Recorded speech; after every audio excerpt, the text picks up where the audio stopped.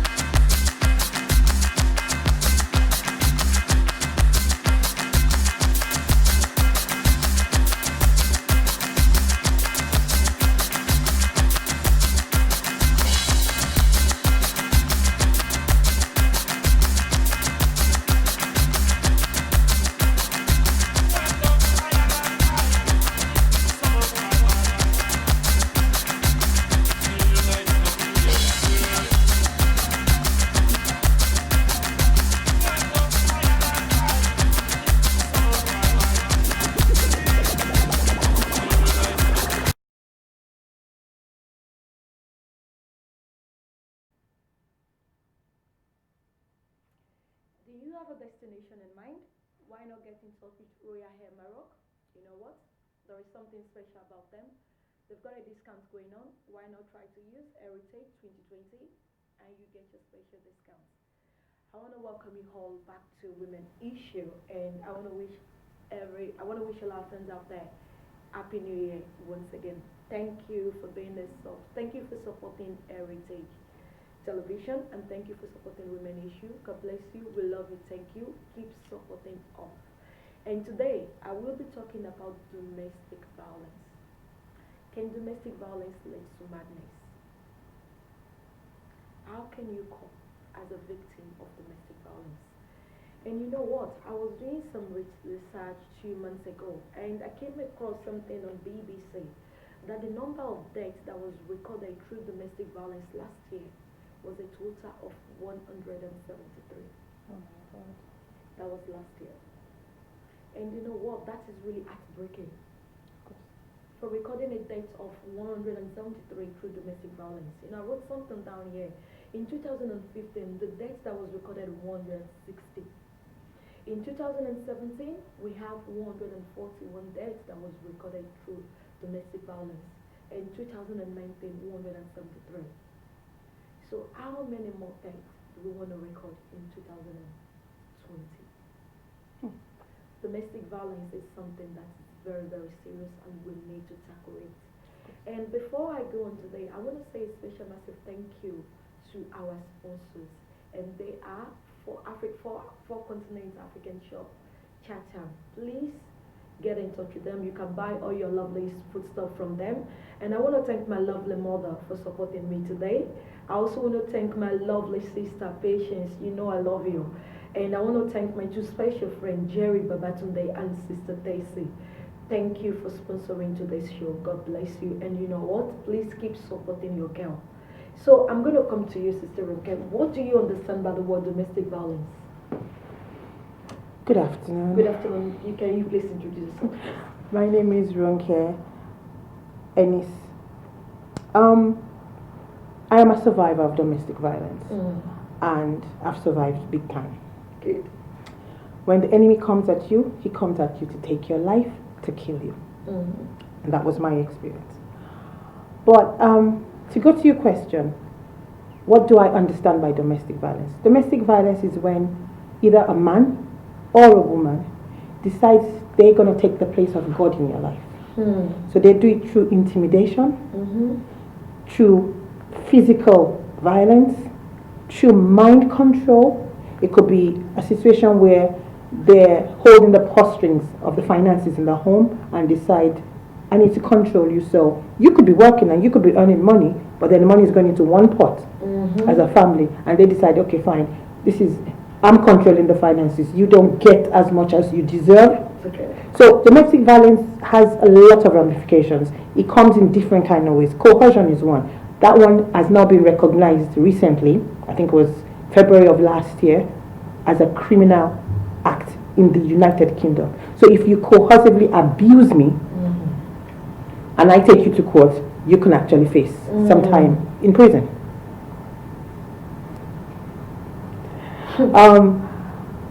One of the things in our community that is very rampant is the fact that domestic violence takes the form of beating, killing. Yeah.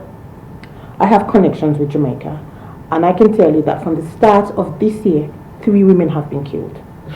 One by a soldier who shot the woman and shot himself. One by one. Yes, it's on the news. It's on Facebook. I read it. One. There was one particular one that really touched my heart, where a married woman was dealing with another girl. Remember, I said he's married. He has a wife at home. He is in a relationship with a woman, and I don't know what triggered him, but he went to her workplace, sat down, had a conversation with her. At the end of the conversation, pulled the gun and shot her and walked out. So when we record deaths from domestic violence, let me tell you something. The signs are always there. We as women refuse to look at the signs. Because the man doesn't just get up one day and start beating you up and battering you up. Exactly. There's a cycle. They usually start from being manipulative. Then they go to the mental abuse. And then the physical abuse is usually the icing on the cake. And what I say to women is, if you don't stop it, it gets worse. Because the first time he hits you, he's going to come back and apologize. My darling, I didn't mean to. It was your fault. Your mouth was too sharp. You said something that triggered me off. The next time he's going to do it again. So until you put your foot down and decide, enough is enough, is it going to go from bad to worse? Thank you very much. You know, recently I was reading something on Facebook and Instagram. There was this lady that posted something and said, you know what? Men don't just beat you for beating up sick. The reason why men beat you up is because we women, we talk too much. So I saw the post and I think I was about to eat that afternoon. You know, I couldn't eat because I was so angry. I had to go and look at her page. The who is she? Because I want to know how the level of damage she's gotten herself into, because this is someone that is really damaged, to be honest. Of course. Because how could you say that men beat us because we talk too much? I'm like, really? Yes, we understand some women can talk till next year, but there is nothing that justifies domestic violence. Nothing justifies it. So I'm going to ask you, do you think she's right or wrong? She's 100% wrong. I have a right to speak. That's one of the fundamental rights God gave me. And He gave me a mouth. And so did He give you. So you have a choice. Either you can answer me, or as a man, you can walk away. That's it. I grew up in a home. I had a dad and I had a mom. And I know, excuse me, I'm saying this publicly, there were times when my mom was not at the best. But then as a man, what would he do? He would leave the room. I've seen that several times. Nothing in this world justifies you from beating up a woman or killing or taking a woman's life. Okay. Nothing, absolutely nothing. So how do you know that if, okay, let's assume that you're being abused in a relationship, because so many women don't even know that they're being abused. You know, I speak to a lot of women, I counsel a lot of women, and from some things they say to me, I realize that they don't even know that they're being abused. They don't. And anytime you try to speak to them, you know what? They start making excuses for the men. Oh, I was the reason why he did this. I was the reason why he did that. Oh no. Do you think they are the reason? One thing I've learned is, if you're looking for a solution to a problem, the first thing you have to do is admit that there's a problem. That there's a problem. Once you've admitted that there's a problem, then the solution will come. Yeah. Signs of domestic abuse, it starts from something. Let me pull something out of my own experience. We went to a party. There are other guys and other females, males and females at the party. I just happened to have seen somebody that I'd known a long time ago, got up, greeted the person nicely, introduced him to my partner. And that started. As soon as the person left, all hell broke loose. Okay. I could have gone to myself, well, it's my fault. Why should I greet a male that's not my husband? It's the small things. The fact that you find all of a sudden he has a problem with your mom, he has a problem with your sister, he has a problem with your brother, he doesn't like anybody in your family, he doesn't like any of your friends. Alarm bells will start going off in your head. There's something wrong. He's the one having problem with everybody. He does. So you don't have friends, you don't have family around you.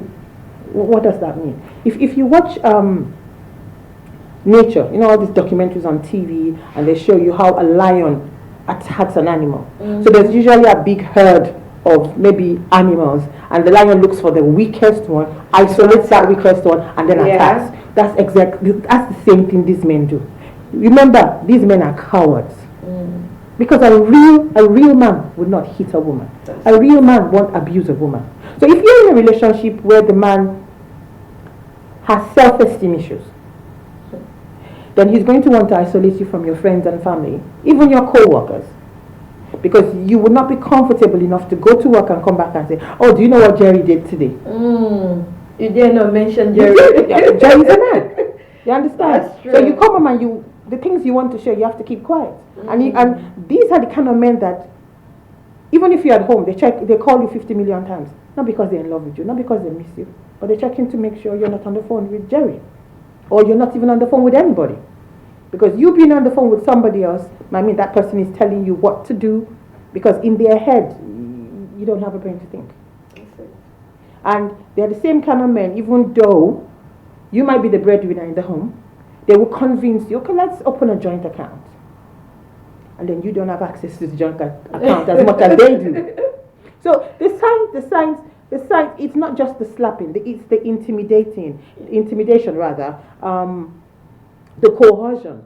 Because when somebody is controlling, they even want to control the way you look, what you wear, what you eat. They tell you, if you eat that, don't put on weight. Okay, I don't have a problem putting on weight. Why should it be a problem to you? Or if you eat that, you're going to be too skinny. So they have issues with, name it. The signs, you will know the signs. But if you decide to make excuses, I can make excuses for you on everything. You know, a lady called me one day and said to me that, Josephine, I need to talk to you. This is very urgent. I said, okay, let's meet at this place. And when she started talking to me, she said that, do you know my husband doesn't work? You know, I'm the only one that goes to work. And the bad thing about it is that even when I'm tired, it forces me to take shift at work.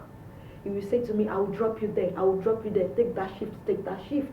Why doesn't that is how controlling he is. And he said at the end of the month, she said at the end of the month, out of the 1,300 that she earns, this man collects 1,000 from her and leaves her with 300 pounds. Transportation fare. And whenever she asks him, I need money, she'll be like, what do you need the money for? Is it not clothes and shoes that you want to buy? I'm like, really? And are you still in this relationship? She said, yes. I said, okay, I don't know what else to do, because you've admitted that there is a problem. What are you doing to solve this problem? Okay. And she went home. 2 months after, she came back to me. She started making excuses for this man. You know, he's a good man. I said, you know what, that's fine. We'll speak some other time. Because you know a lady who is not ready to live by the words of their mouth. Yep. You know them, and there is nothing you can say to them at that moment. It's not going to help, because they're not ready to move. They're not ready to live. So one thing that gets me angry is these people comes out to talk, and you later see them repeating, doing the same thing again. I'm like, will he ever get better with women? I personally believe that until a woman is ready, because you have to be psychological. It's not about the finances, because finances here do play a big role. Of course. But until you're psychologically ready to make a change, you're tired of the situation, you're desperate to leave the situation, nothing is going to change. Because you can stay in there and you can earn £10,000 a month, and the man takes the 10,000 and gives you a pound and says, you don't need more than that, I'm going to drop you at work, I'm going to bring you home, there's food in the house, you have clothes. So until you realize that, wait, God gave me a brain, Even God gave me a free will to be able to choose. And until I exercise that right, then the things are not going to change. What is the definition of insanity? Doing the same thing day in, day out, without a change and then expecting a change. It's not possible. No. So if you stay in that relationship, he beats you up, he psychologically abuses you, he physically abuses you, emotionally abuses you, and you stay in there and say, he loves me. He'll kill you one day. Another question I want to ask you. If a man beats you once, will he beat you again? Most definitely. Most definitely. Most definitely. It's like a dog that tastes blood. Then he craves for it. Because he's realized he can do it and get away with it. Mm-hmm. If it was a situation where he tried beating you up and it became a physical fight and you beat him up, bet you won't try it again. You won't try it again? You won't try it again. Because now he realizes, oh well, I can't. But we all understand that physically, the woman is the weaker sex. Of course. And so they can take advantage of what they consider to be weakness. And sometimes it's not that we necessarily the weaker sex, it's just that we are usually the peacemakers. We are the nurturers. That's not where we are not the aggressive ones. We are the ones who want to keep our home at all costs. But then your life should not be at all costs. Thank you very much. If you're just joining us this morning, the topic is domestic violence, and I welcome you all once again back. This is Women Issues. If you are a victim out there, or you were once a victim, please get in touch with us, or you've survived and you want to share your story to inspire other women out there. Please get in touch with us at Heritage Television. We are here to help and support you. Thank you for watching. I'm going to ask you another question again. How can we stop women from thinking it's their fault for being hit? Oh wow, that's a biggie. The first thing every woman has to understand is, you don't show me love by beating me. Mm-hmm. 2, most of us grew up in a home, and the days of corporal punishment are long gone. The days of corporal, because when we were growing up in those days, when your father took what we call either the belt or a switch to you, in the days of corporal punishment, yes, we understood, but there was a level. But that was discipline, because we got it in school, we got it at home. But my life partner, my husband, he's not supposed to be disciplining me. There's a line, there's a difference between discipline and abuse. What can you do to justify a husband pouring hot water down his wife's throat? What could she have possibly done? What can you use to justify a husband beating up his wife in front of the children? It's not, even these days you don't beat up children. What could she have done? Let's keep remembering as we're saying this that we can flip the coin. So in as much as women get abused by men, men also get abused by women, unfortunately. But some women can be very chatty. They have some tongues that can go at 100 miles an hour. It is no justification for a man to beat you up. It is not a justification. No matter, men go out and cheat. How many times do they come home and women beat them up? I'm not saying all men, but the ones that do. They don't come home to a wife who's going to beat them up. So there is nothing in this world. It is a free will relationship. If you get to the point where you think you're tired of the relationship, you can't deal with it, there's other things to do. You can walk away, you can leave. Thank you very much. There's these things that people say that men are babies, men are babies, men are babies. I don't want to use the word hate. I'm not in support of that saying that men are babies. If you're still a baby, please stay in your mother or your father's house. I agree.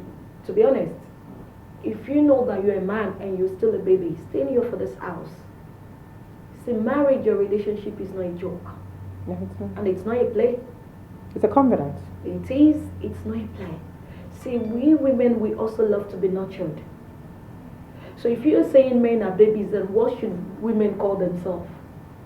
Infants. Infants. God bless you. To be honest. Because Because no woman wants to nurture a grown-up babies. I don't want to. I also want to be treated nice. I want to be nurtured as well. So you can't expect me to be looking after a baby and be looking after another grown-up baby. So this thing, this relationship, this married thing, it's not a joke. To some people, it's a joke. It's like people are getting married. I want to get married. No. Like you said, it's a covenant. In other words, it's a contract. It is. It's not a job opportunity. Marriage is not a job opportunity. And it's not a means of getting yourself No, this is regularized. something you're signing for. You know? There is this thing about men used to do, like, say, don't get me wrong out there are good men out there. Oh, loads of people. And to every good man out there, this is a thank you to you. Thank you. There are good men out there. We are not talking about the men that are good. We are talking about the ones that are not good. And there are also women that are violent. Don't get me wrong. We have women that are also very, very violent. I've got 3 men I'm talking to at the moment. It's just that they are not bold enough to come out and talk. But I pray I'm going to get there with them. They really want to come out and talk. There are violent women as well. So don't ever think that we are just here, talking about men. We're not talking about all men. We're talking about the ones that are rotten eggs. We're talking about the bad ones. Yep. There is this thing that men think that this ownership thing. There was a day I was asking, I did a program a few months ago that should bride price be stopped. Because of this ownership thing, like I own you, you have to do everything. And there's this thing our parents say, you need to satisfy your husbands all the time. No doubt about it. If someone was saying to me a few days ago, if your husband wants you to wear a bum short, you need to wear it. I'm like, what if I'm not okay in wearing a bum short? And this man couldn't answer me. Yeah, my husband may love bum short, but before this man marries me, he knows I don't wear bum shorts. I'm not comfortable wearing a bum short. But there's, our parents like they say, whatever he wants, you have to do it. Okay, so there's a disparity in the sayings. I don't know about most people, but I'm a Christian. Yeah. And one of the things I use to judge things is what the Word of God says. Yeah. To go back to what you said about bride price, for us who are in the Afro-Caribbean community, the bride price is meant to be symbolic nowadays. You don't sell to people. Mm-hmm. The days of slavery are over. It's over. So if I had a daughter today and she's getting married, this is what my mom did when I got married. She collected a bride price. She welcomed the man into the family and turned around and gave it back to him. She said, I took it because it's tradition to take. And there's a way, our forefathers used to say, there's a proverb that they used to say, you do things the right way so that you get the right results. So she did that and she gave him back the bride price and said, my daughter is not for sale. Ironic, isn't it? Because he turned out being the worst of the worst in terms of the abuse that I got. Bride price is symbolic. So if anybody is now demanding, go and bring 100,000 naira, 1,000 pounds, you need to quickly deal with that. And say, well, I'm not selling my daughter is not for sale. Then in terms of the ownership, because I realize that even if you don't pay a bride price, the man still feels that I own you and treats you as such. Yes, we are meant to love the things that our husband loves. But that is, there's a line, there's a limit, there's a boundary. For example, if I got married to a man that likes football, personally, I don't like football. But I'll sit down and watch with him. And maybe I can cultivate the likeness or whatever it is for That's football. That's not going to kill anyway. Exactly. But telling me to wear what is called a batty rider or a bum shirt, I'm not going to do that because I'm not comfortable. That's it. Just like if I ask him to go to a nail shop with me, come, let's go get our nails done. He's not want to go. He's not going to want to go because it's not going to be something, or we're going to foreign and say, okay, men wear makeup nowadays. Would you like to get some makeup? No. I think I'm going to leave this topic of men wanting us to wear what they want for another day. Because it's a very big one. It's a big one. It's a big one. So I think I'm going to leave that and let's continue with domestic violence. Okay. So what do you think one should do in a violent relationship or a violent marriage? Okay. Enhance. Let me take out relationship away. Yeah. Because relationship you can get out anytime you want to get out. Yes. So let me just leave it as marriage. What do you think one should do in a balanced marriage? The first thing you should do, the very first thing you should do, if you realize he's not the kind of person you can speak to anymore, call his family. Call your family. First point of call. Thing to do? First point of call your family. Your mother, your brother, your sister, your auntie, your uncle. Before his own family. Before his own family. Yes. Because you need to get your family on board. Let them know what you're going through. The mistake a lot of us make, myself included. I didn't get my family involved. Why? Because I was ashamed. How am I going to stand in front of my brothers and say, my husband is beating me up? How am I going to stand in front of my brother and say, my husband has refused to buy food in the house, I've not eaten for 2 days, I have no money? How does that work? But if you get your family on board, at least there's some things that they will not allow to happen. Yes. Most families, I assume. Then you get his family. If none of that works, my dear, call the police. Especially if he's really once he's physical, get the hell out of there. Because if you stay, there is no saying what will happen to you. There's some valid reasons why I say get the police involved. Because I know people in our community don't like when you get the police involved. There's something called stalking. There's a lady that I know of who the husband was physically violent and she left the house. Left with 3 children, left a matrimonial house of 2 or 3 bedrooms and moved into a studio apartment with her children. Hers was, I have my children with me, we're safe. The husband found out where she lived and started frequenting the place. He would come at odd hours of the day or night. What was he doing? Trying to find out if she had a man coming in. That was his only concern. The day he killed her, the owner of the apartment sent a man to fix the plumbing. He saw a man go in. The man was in there for maybe 2 hours. He saw the man come out. If you were that brave, why didn't you go in when the man was in there? He waited for the man to leave, went in and killed his wife in front of his children. So the children now have no parents. So get the police involved, because if she had gotten the police involved, they would have gotten a restraining order on the guy. He won't be able to go where she lives. You understand? So she will have probably, I'm not saying it is impossible for him to still do it, but the probability will have been low. Yeah. You know, there is something I want to quickly address, and this is to the Black African women. It's high time that we start supporting each other. You know, there is something I noticed while I was doing my research 2 months back. I noticed that the white people, they support each other very well. When it comes to this issue of domestic violence, they support each other. And even when they hear a noise in the other house, you will see the other woman calling police. But I notice in Black African community, we don't. We're like, what's my own business? I hear screaming. If you hear screaming next door, you won't even call the police. They don't. To be honest, we women, we Black women, we don't support each other. You know, even with what I'm doing, a lot of African Black women that I know are still not supporting me. You know, and it saddens my heart to know that my fellow Black women are not supporting me. And this is the time that we have to start supporting each other. Say, even if we have to blame the women, our safety should be our priority. Of course. Our safety first. I've heard a lot of women say, what's my own business? She talks too much, that is why the husband is beating her. I've seen many women call each other, women, please, I need a place to stay for the night. I need to get away from my husband. You know what? They just close their doors on them. See, we need to start supporting each other. It doesn't matter whether we are Black, we are white, we are brown, we are chocolate, you know what I mean? We have to start supporting each other. Please, we Black women, we need to do better. Whatever it is anybody is going through in their marriage, please, their safety should be our first priority, even if we have to say anything. See, a lot of women are they're not strong enough. At times they want to call the victim support helpline, but they can't do it. There was a day a lady posted something on Facebook, so they had to tag me. Oh, Josephine, you're needed here.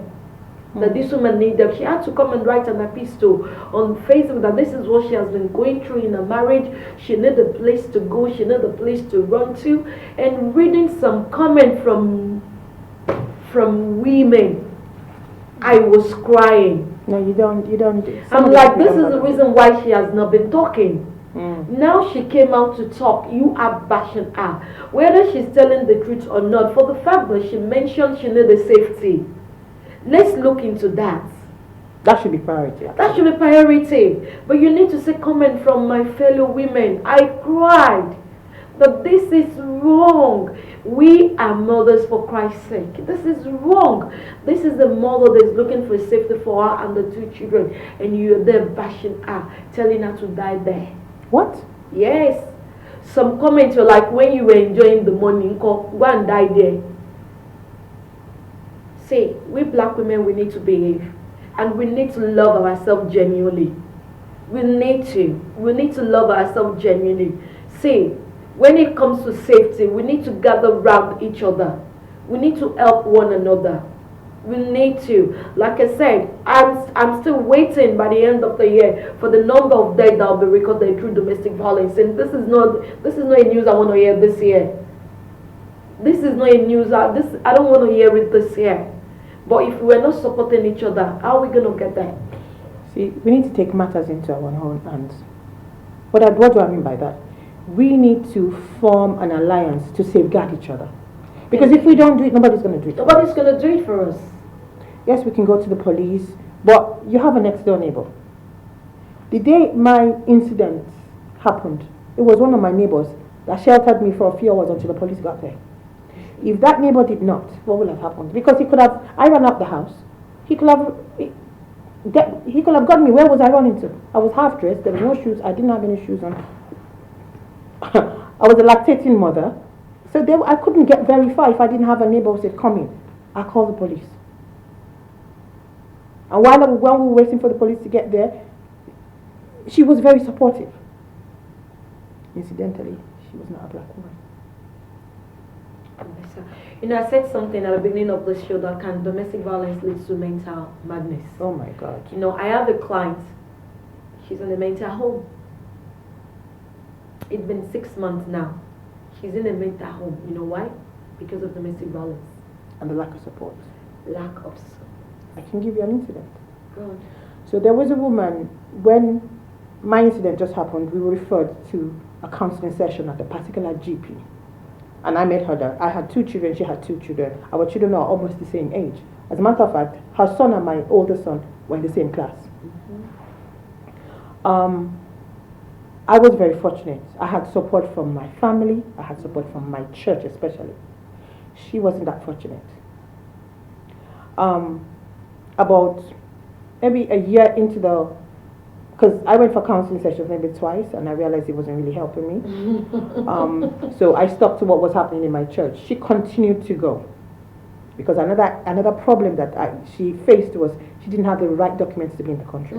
That's another big So issue. they were forcing her that if we were going to give you any amount of help, you have to continue to come to the counseling sessions. Okay. I saw a year later, because we see in school regularly, then all of a sudden didn't see her for a while. Her son continued to come, but then I realized the people that were dropping off our son and picking up our children were not people I knew. Then eventually I found out that her children had been taken into care. Okay, now this is a Nigerian woman.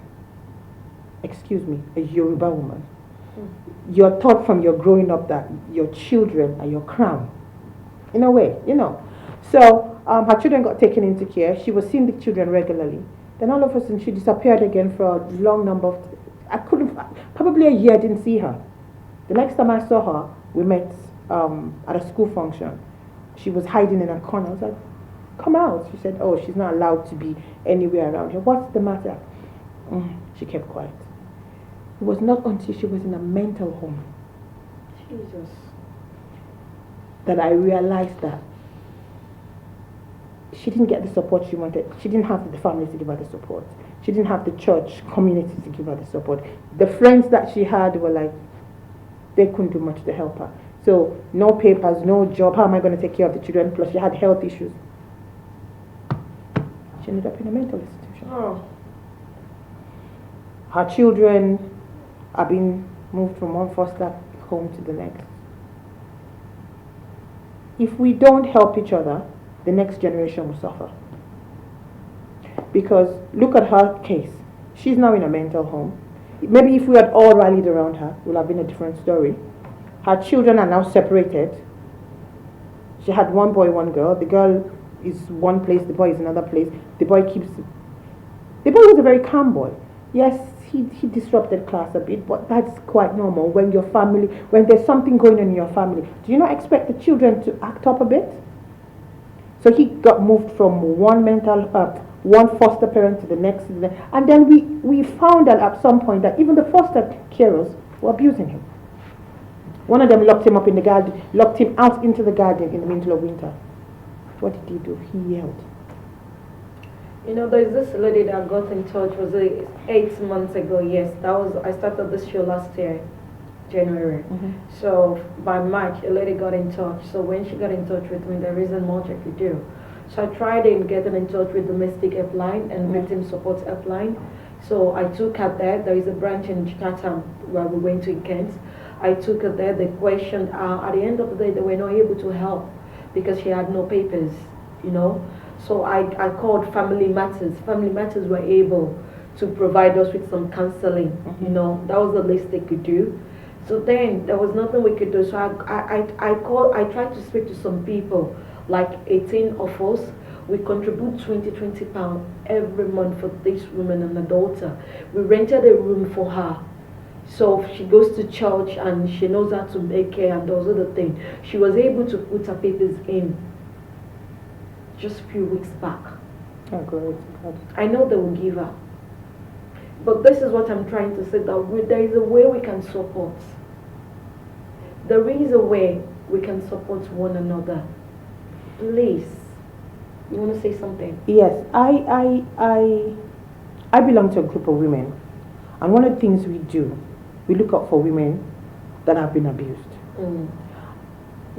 What we try to do is give you the mental and the psychological support. In terms of being able to help you financially, we would provide you with some financial help. But then you have to be, because everybody has a talent. Of course. You have a skill. There has to be something. You have to bring something to the table where you can help yourself. It's not for us, for you to help yourself. Our joy is when we see you and you're now independent, you're able to do stuff for yourself. I don't know, we've asked for my email to be scrolled on the screen. My email is ronke_e@hotmail.com. Can you repeat that again? Ronke, which is spelled RONKE_e@hotmail.com.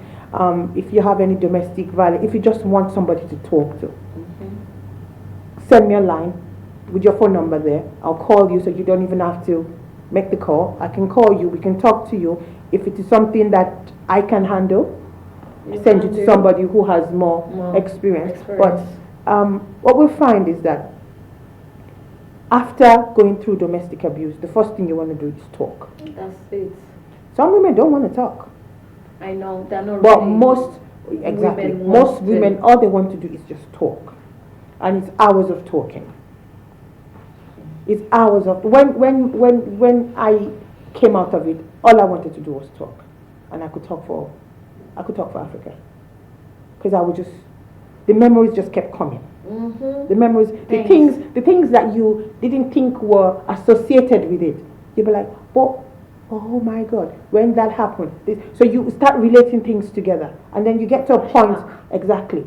Then you get to a point, once you've talked and talked, you realize, okay, I've done all the talking now. What's next? What am I going to do next? And then at that point, confusion, if you don't have the right people around you, confusion will set in.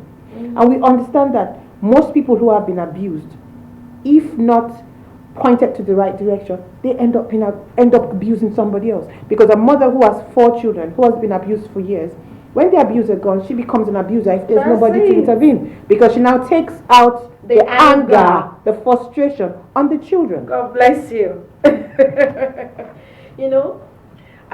question I asked earlier was, can domestic violence lead to madness? And I'm going to say yes, and I'm going to use myself as an example. I'm going to come to you. Yes. Your email is there showing on the screen now. Yeah, get in touch with her. I'm also a survivor. And I remember, was it 6-7 years back? I didn't even know that I was being affected this much until I was referred to Canada Mental Home in Gilliam. I never knew something was wrong with me. It was until I was referred to a mental home. And I was referred to a mental home. I was still like, why am I here?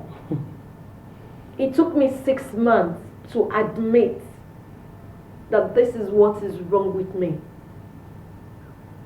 I was going mentally unstable, but I didn't realize I was. Because you were internalizing everything. Exactly. So domestic violence, believe me, can disturb your mental state. You won't realize it on time. No. And this is where I believe I was a little bit more dressed or fortunate than you were. Because I had the endless hours of talking. Oh God put some wonderful women in my life. I won't mention their names because I didn't seek their permission before. But some of them I will call at odd hours of the night. Is it tears? Some days you get angry at, not at the person, but at yourself. That I remember a particular day I just woke up and I was asking myself, why did I stay there so long? What was I waiting for? What kept me there? Because let me explain something to you. You can be educated. Yeah. You can be non-educated. You can be rich. You can be poor. It has nothing to do with your religion, your creed, your beliefs, your education. Nothing. Colors. It has nothing to do with it. Abuse is across the spectrum. Yeah. Indian, white, black, Everywhere. green, blue. So I sat there and I was like, I've told people to leave abusive situations. But when it became my turn, why did I stay there? What kept me? And then, That's a good one. what kept me? I stayed in it for 3 years. 3 long years. And you were there advising people to leave. Before I was in that relationship, I was advising people, So I was like, what kept me there? Was it the finances? No. It wasn't the finances because I had no access to his money. Not that he was rich or something of that sort, but if you ask for £5, you have to tell him in detail what you're going to do. And if he gives you the £5 and you spare £4.99, you have to give him the 1p change. So it wasn't the finances. What kept me there? It was the psychological abuse, because you get put in a shell where you believe, if I leave here, nothing better is going to come.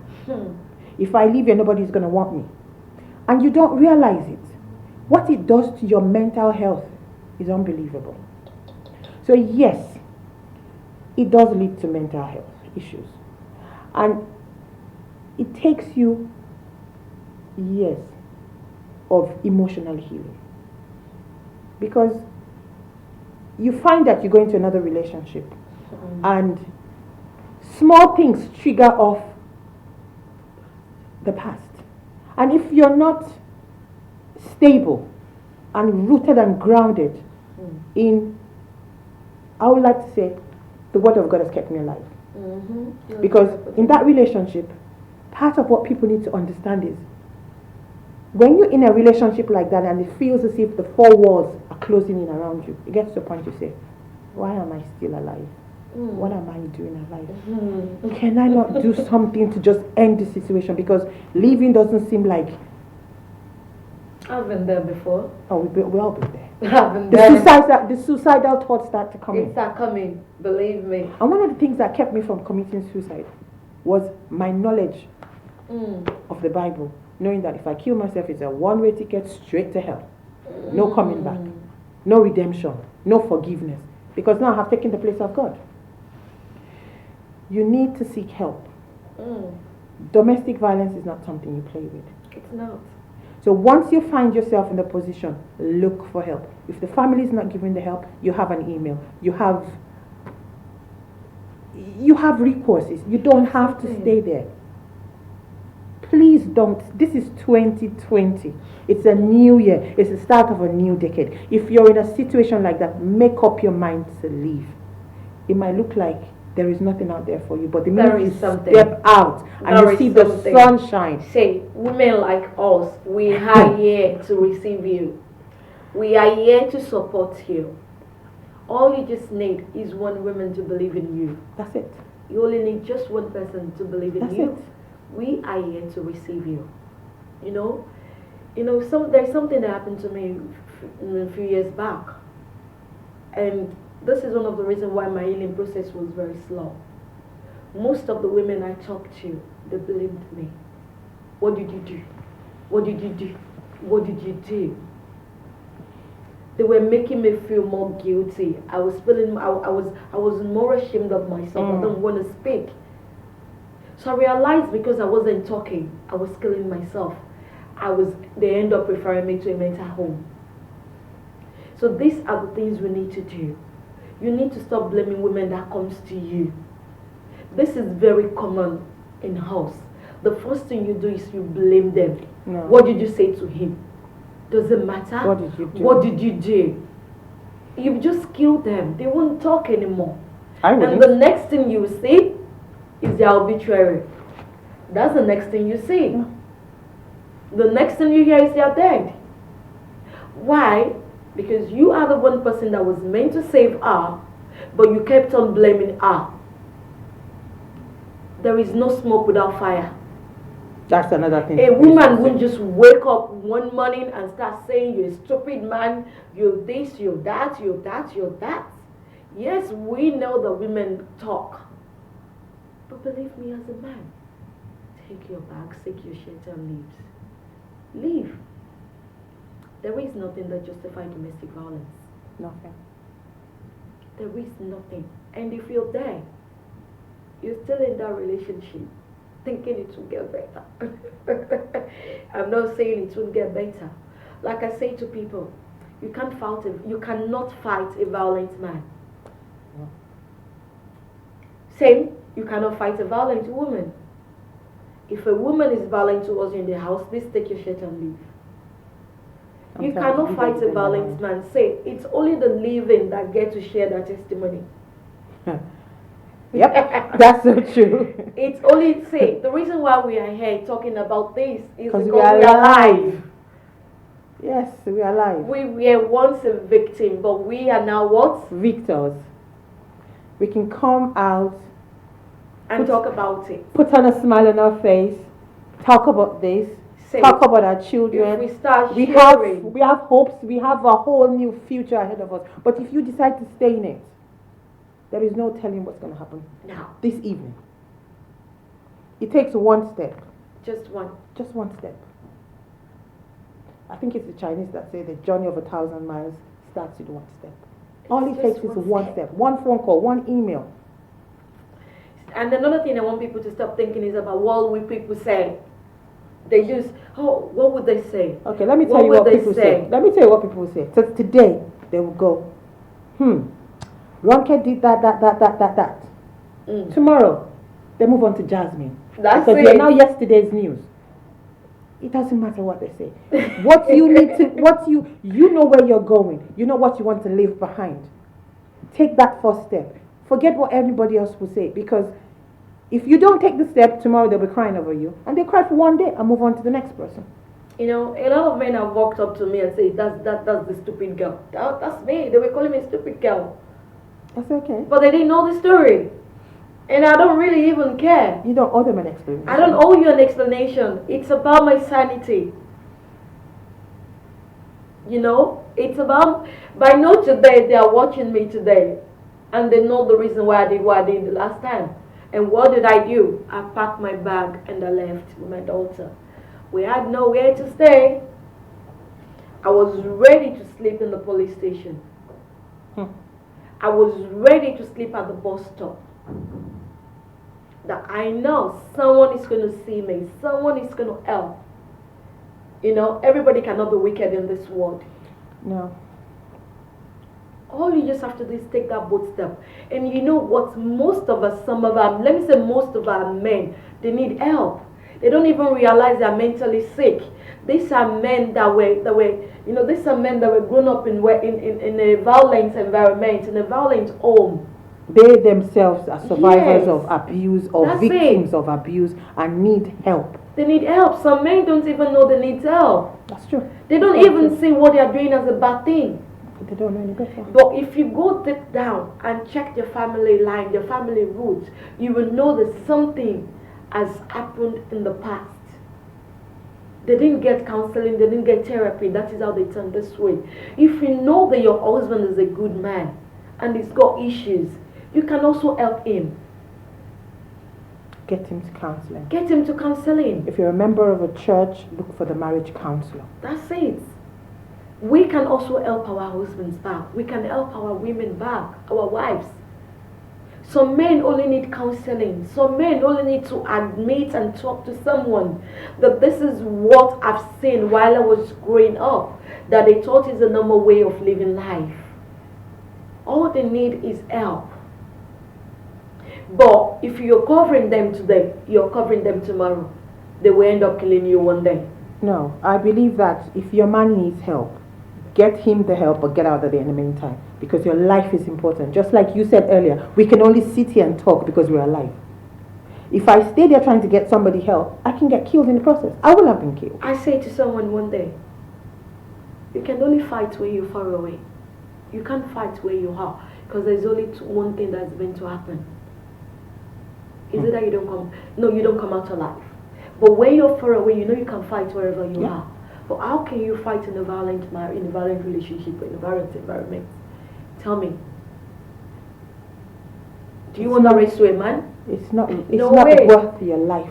It's not worth your life. There are women who have been killed. There are women who are maimed for life.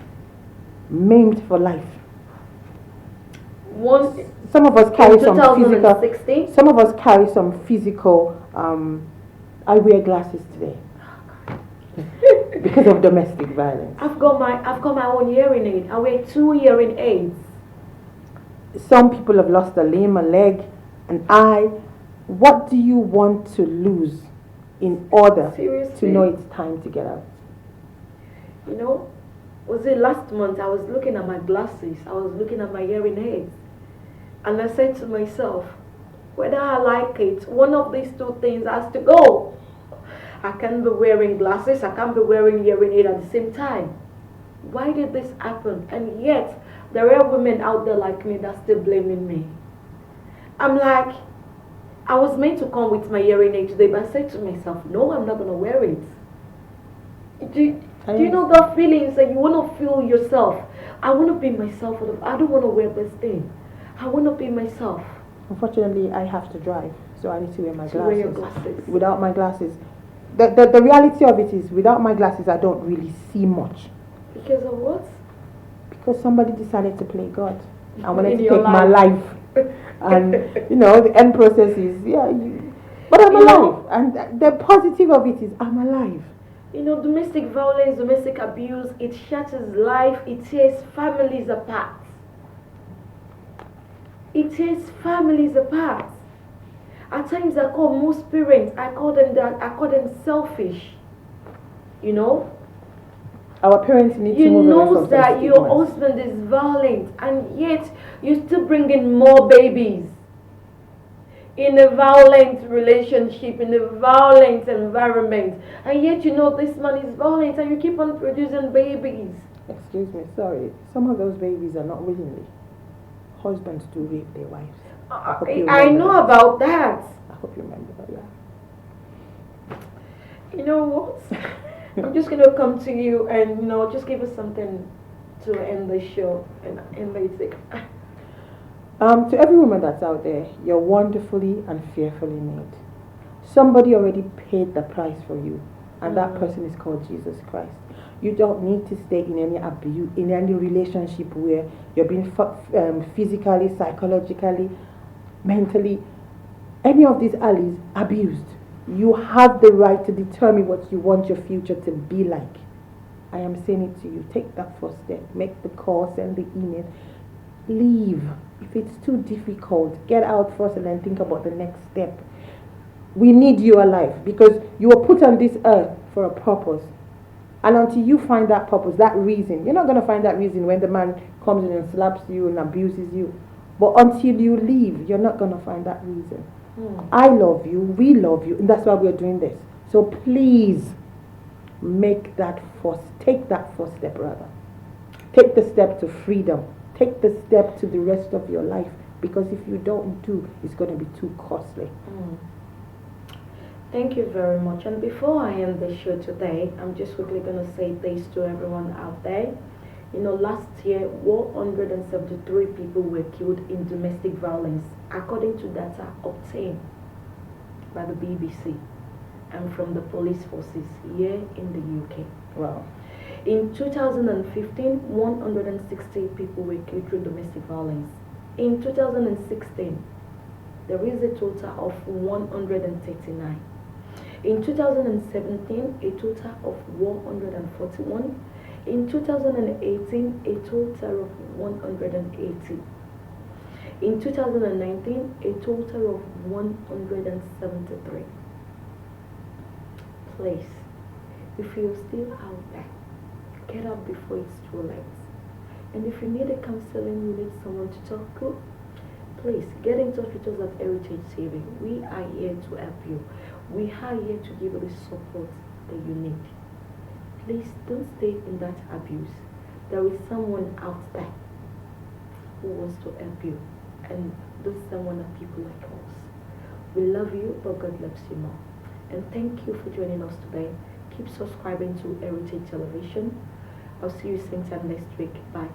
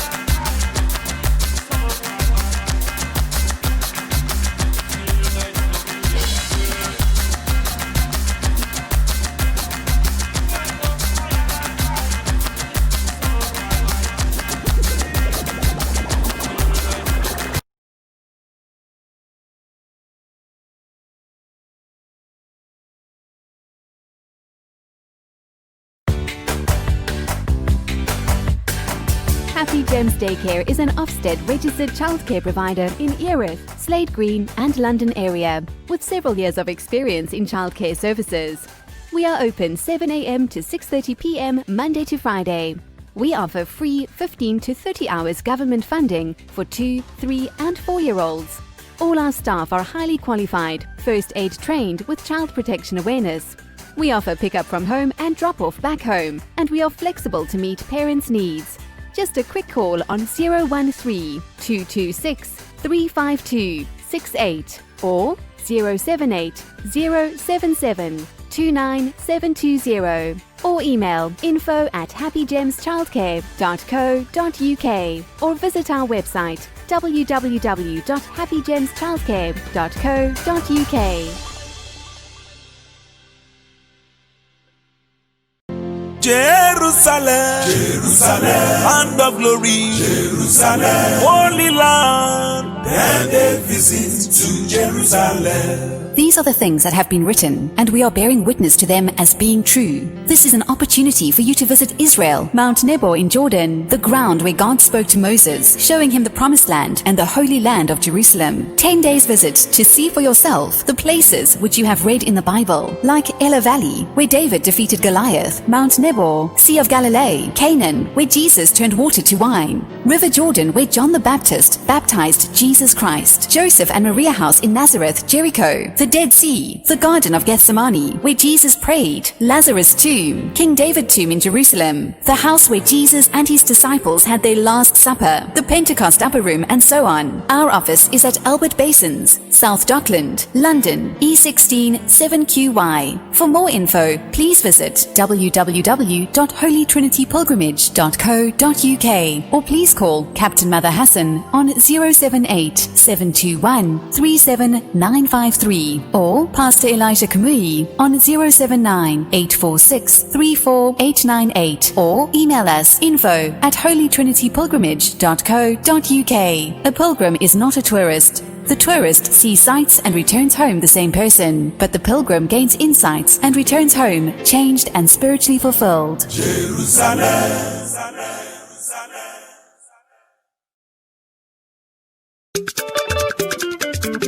Ó ti yá. Gbogbo aláyẹyẹ pẹ̀lú ní pàtì àti ilé ìjọsìn ẹ fẹ́ ṣe polówó. Heritage TV. Heritage TV. Wọ́n bẹ nílùú London o. Heritage TV. Wọ́n fọwọ́ wọn sọ̀yà o. Heritage TV. Ẹ̀yin aráàlú London ǹjẹ́ ẹ ti gbọ́ pé iléeṣẹ́ Heritage TV tún ti gbé àrà tuntun yọ o. Gbogbo àríyá yín pátápátá la ó máa bá yín polongo rẹ̀ jákèjádò gbogbo ayé ká máa ṣayẹyẹ ní London ká sì máa wò l'Amẹ́ríkà ní Nàìjíríà àti káàkiri àgbáyé lẹ́sẹ̀kẹsẹ̀ àti lójú kan náà bó jẹ́ lórí fídíò tàbí lórí photograph tó mọ́lẹ̀ yékéyéké Heritage TV ní bàbá o. Gbogbo àwọn ayẹyẹ yín bí ọjọ́ ìbí ìsìnkú àgbà ìgbéyàwó àjọ̀dún ilé ìjọsìn yín Heritage Television ní kẹ́ ẹ máa bọ̀ tààràtà ìlú London la wà United Kingdom la tẹ̀dó sí ẹ kàn sí wa lórí ẹ̀rọ ìbánisọ̀rọ̀ yìí 020-800-46100 tàbí lórí ẹ̀rọ alátagbà wa ayẹyẹ@heritagetv.co.uk àti lórí ẹ̀rọ alágbèéká 0734-123-4560 Heritage TV abalẹ́tù ọmọdé la wó. Jerusalem, land of glory, Jerusalem, holy land, and a visit to Jerusalem. Ìní àwọn tó ti wà ní àkọsílẹ̀ tí a sì ń jẹ́rìí rẹ̀ wípé òdodo ni àǹfààní ńlá ló ṣí sílẹ̀ fún ọ láti wọ̀lú Ísírẹ́lì ìrìn àjò ọlọ́jọ́ 10 sí ìlú mímọ́ ní Jerusalem. Ìwọ náà rí fúnra rẹ̀ àwọn ibi tó ti kà nínú Bíbélì orí òkè Nebo ní àdójúkọ Jericho níbi tí Ọlọ́run ti fi gbogbo ilẹ̀ lérí hàn Mósè Deuteronomy chapter 34 verse 1-12 àfonífojì Élà níbi tí Dáfídì ti ṣẹ́gun Gòláyátì 1 Samuel chapter 17 verse 1-5 òkun Gálílì níbi tí Jésù ti bẹ̀rẹ̀ iṣẹ́ ìránṣẹ́ Luke chapter 4 verse 14-15 Kánà àti Gálílì níbi tí Jésù ti ṣiṣẹ́ ìyanu àkọ́kọ́ ó somi di wáìnì Jòhánù orí kejì ẹsẹ̀ kìíní sí kẹwàá odò Jọ́dánì níbi tí Jòhánù onítẹ̀bọmi ti baptisi Jésù Matthew chapter 3 verse 13 ilé tí Jósẹ́fù àti Màríà ìyá Jésù gbé ní Násárẹ́tì Matthew chapter 2 verse 23 ìlú Jericho Joshua chapter 6 verse 1-2 Òkun Pupa Exodus chapter 14 verse 22 ọgbà Gẹ́stímánì níbi tí Jésù ti ń gbàdúrà Matthew chapter 26 verse 36 sàárè Lásárù ibojì ọba Dáfídì ní Jerúsálẹ́mù ilé tí Jésù àtàwọn ọmọ ẹ̀yìn ti jó ń jalè Olúwa Mark chapter 14 verse 15-18 yàrá òkè níbi táwọn ọmọ ẹ̀yìn ti gbẹ̀mí mímọ́ Iṣẹ́ Àpọ́stélì chapter 2 verse 1-5 àti bẹ́ẹ̀ bẹ́ẹ̀ lọ. Olùléṣẹ́ wa wà ní Alba Basin South Dockland London E16 7QY fún àlàyé lẹ́kùnrẹ́rẹ́ ẹ kàn sí wa lórí ẹ̀rọ alátagbà wa www.holytrinitypilgrimage.co.uk tàbí kẹ́gbẹ́ Captain Mother Athen sórí nọ́mbà yìí 078-721-37953 tàbí Pastor Elijah Kumuyi sórí nọ́mbà yìí 079-846-34898 tàbí kẹ́kàn sí wa lórí email address wa info@holytrinitypilgrimage.co.uk. ìrìn àjò sílẹ̀ mímọ́ kì í ṣe ìrìn àjò lásán ṣùgbọ́n ká lọ kábọ̀ ká dẹni ọ̀tun ìrìn àjò sí Jerusalem tọdún yìí. Jerusalem.